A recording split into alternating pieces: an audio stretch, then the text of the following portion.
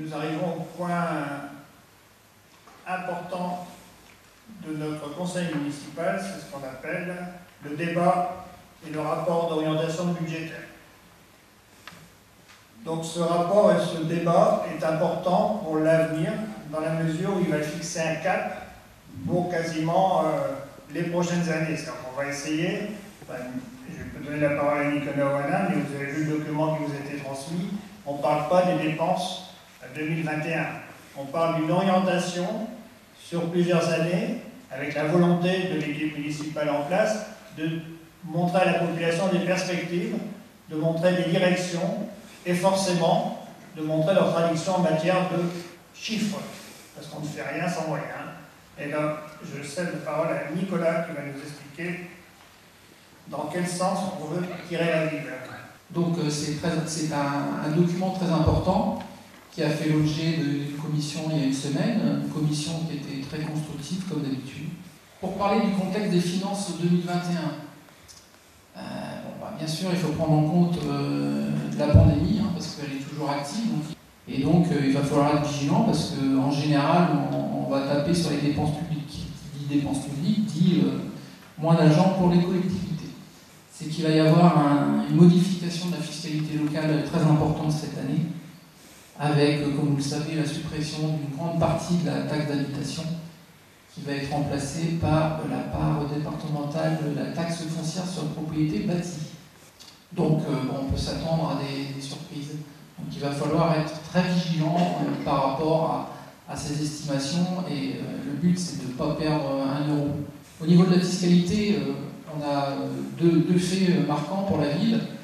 C'est déjà un tissu fiscal qui n'est pas trop riche. Donc finalement, nos bases fiscales sont, quand on regarde par rapport aux communes de la moyenne de la strate, on est en dessous. L'effet marquant, c'est que finalement, avec le temps, on a l'impression, c'est pas une impression, on se rend compte que la ville s'appauvrit. Par contre, on s'aperçoit que la ville d'Achicourt perçoit de plus en plus une part de péréquation, c'est-à-dire une aide de plus en plus importante par rapport à la moyenne. Ce qui veut bien dire qu'on est en train de s'appauvrir.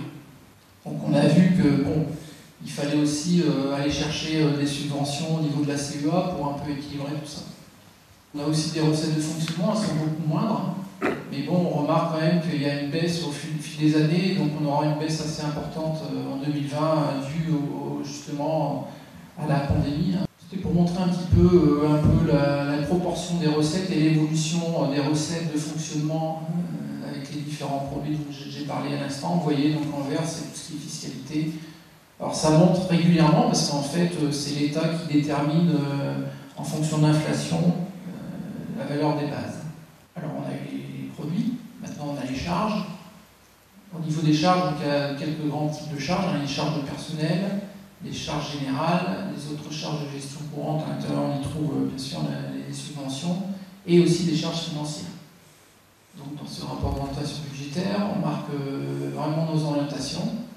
Donc comme l'a dit Monsieur le maire tout à l'heure, donc une réinternalisation des espaces verts, aussi de l'animation culturelle, et aussi un renfort de l'humain avec la police municipale.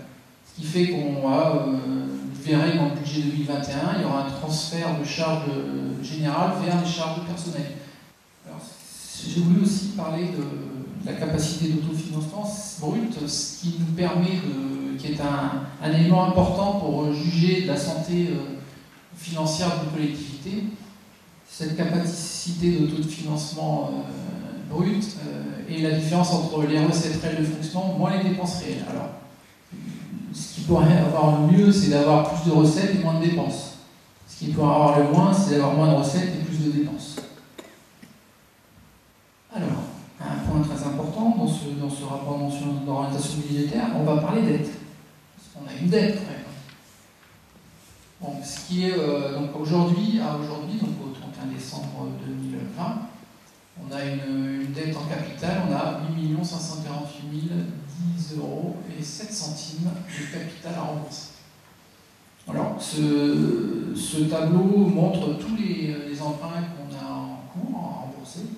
Aujourd'hui, on est dans une situation où les États, les entreprises les particuliers n'ont jamais été aussi surendettés, les collectivités aussi. On est dans un moment où les taux d'intérêt sont très bas, voire négatifs. Donc le jour où ça va exploser, pour ceux qui ont des emprunts à taux variable, il y a des soucis à se faire. Alors, la ville d'Achicourt, on n'a pas ce risque aujourd'hui. On n'a plus. Vous verrez dans le rapport, j'ai fait un petit encart pour parler un peu de l'historique de l'emprunt toxique. Pour vous donner un peu les informations, hein, on avait des prêts qui étaient basés sur la parité franc-suisse, euro franc-suisse, enfin même franc français franc-suisse.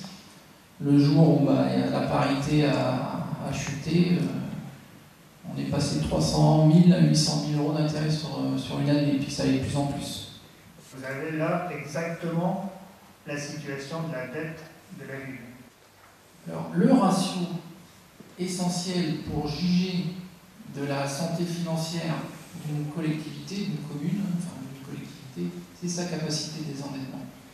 On a vu tout à l'heure la capacité d'autofinancement brut, on a le capital restant dû, et on fait le rapport entre le capital restant dû et cette capacité d'autofinancement, et on obtient un nombre en nombre d'années.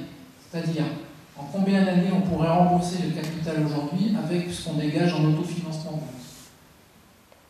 Donc l'important c'est de dégager un autofinancement, c'est-à-dire en fonctionnement essayer de dégager plus de recettes que de dépenses. Donc ça passe aussi par des subventions, hein. On parlait tout à l'heure pour la médiathèque, donc c'est des projets qu'on verra ensemble au niveau de la commission notamment, où on va rechercher 70-80% de subventions.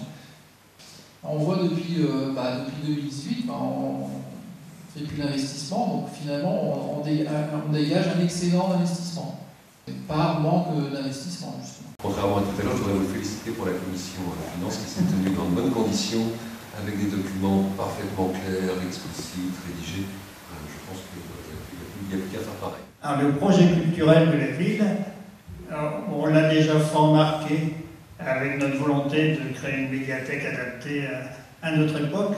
Et pour tout le reste, ça sera inventé avec les partenaires locaux, et notamment le monde associatif qu'on a pour l'instant mis en sommeil contre notre volonté. Mais notre projet culturel à nous, c'est de mettre tous les acteurs locaux en action pour faire vivre la ville. Bon, je pense à l'école de musique, je pense à toutes les associations de danse, de chant, etc. Et puis je pense que le projet culturel, il sera aussi en fonction de ce que chaque habitant nous demandera comme préoccupation d'animation de la ville. Et puis le projet culturel, il sera aussi porté par justement le cadre qu'on va recruter pour donner une orientation aux volontés des habitants. Notamment au niveau de la ville, on a envie de remettre en exergue notre beau bâtiment qui a été construit il y a 25 ou 26 ans, c'est-à-dire le moulin, et donner du sens à ce bâtiment qui a été fait justement pour donner de l'unité entre les différents quartiers de la ville. Et là-dessus, je pense qu'on a une grosse réflexion, une grosse mobilisation de la population à mener pour que ce signal fort de la ville d'Achicourt puisse vraiment être un centre d'animation, un centre de regroupement et un centre de vie culturelle continuelle sur la ville. J'espère que vous avez apprécié quand même la volonté de l'équipe municipale et notamment de Nicolas de nous faire comprendre un peu mieux comment on bâtissait un budget et surtout comment on portait les perspectives d'avenir pour la commune. Contrairement au discours que j'ai entendu pendant 2 mandats, on a la possibilité de faire des choses sur la commune et on a surtout l'obligation pour la population de lui redonner des moyens de fonctionner normalement. Je pense que ce rapport d'orientation budgétaire, il transparaît, il traduit nos valeurs de transparence, de cohérence et notre volonté de donner à tous les Achicouriens une vision claire sur nos orientations. On a chiffré les priorités, on a affiché, même si vous ne l'avez pas bien vu sur le tableau, mais vous avez reçu les documents, les grands types d'équipements qu'on voulait bâtir ou reconstruire ou réaménager dans le courant de ce mandat. Ce n'est pas exhaustif, il y a plein de secteurs de notre activité que l'on n'a pas encore affichés, mais en tout cas vous avez déjà des axes de développement qui nous semblent intéressants.